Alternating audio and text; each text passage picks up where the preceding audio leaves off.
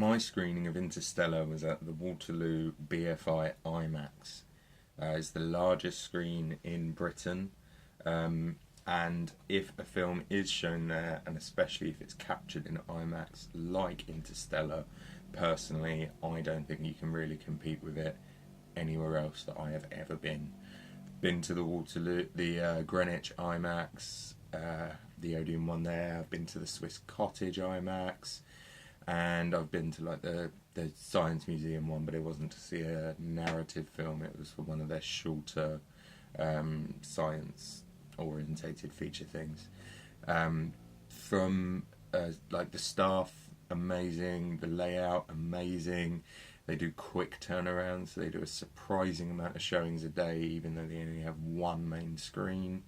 The programming is fantastic. Like, just because it's in the BFI, so the main screen has pretty much every IMAX film that is showing. It also has I think it's 2 smaller screens where they show older stuff, like lots of black and white, lots of really old films that you don't generally see anywhere else. And it's good for that.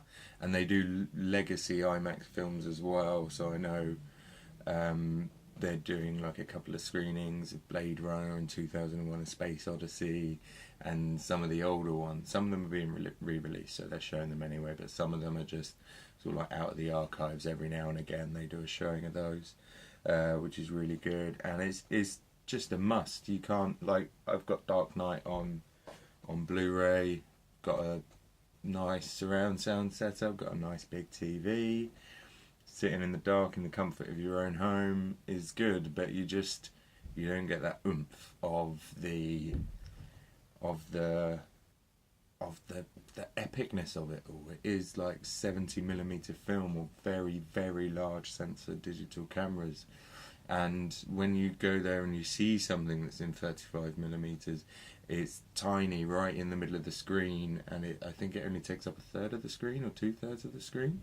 And then you get to the 65mm, 70mm film, and especially when it's in 4:3, it goes all the way up to the top, all the way down to the bottom, pretty much as far as you would ever want to look left or right, and it just encompasses everything.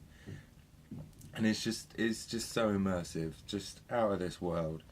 And I've seen the 2D films like Interstellar, but when you go there and you see a 3D film, like I saw Prometheus and the first Hobbit there, and there's this bit at the beginning which sort of sums up what IMAX is, and it's the old school 10, 9, 8, 7, 6 countdown where it's going around in a circle, and it starts off right in the middle of the screen in 2D, and it counts down to 5, and as it counts down to 5, it gets to the point where it fills the whole screen, and then at 5 the back breaks off and it goes into this crazy warped 3D thing as it counts down to 1.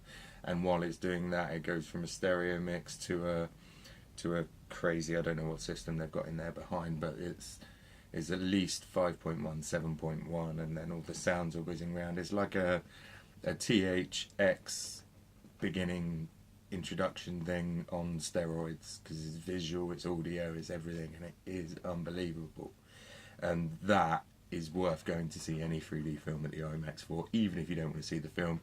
Even if you really begrudge paying £25, I'd probably pay £25 just to see that, because it is great and it's overwhelming, and everyone should definitely do it at least once.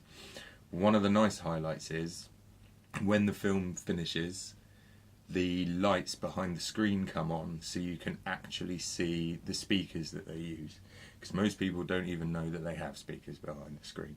But the lights come on and it shows you like the center speakers, and they're on 3 different levels, and it's a 12,000 watt digital surround sound system, and it's nice to see that they sort of put a focus on it, because at the beginning you get like, oh yeah, we've got 8K projectors, or we've got the brand new Sony digital technology, but this one actually highlights at the end of the film the sound, and showing you what effort has gone in with all this scaffolding going up behind the screen, and it's nice to see that a manufacturer actually cares about it.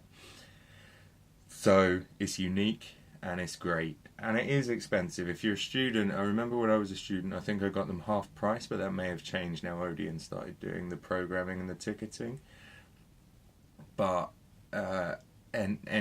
almost any amount for an IMAX film is worth it, and even any ordinary film, any film that's not in 3D, you're just there for the experience. They do some all-nighters and things like that.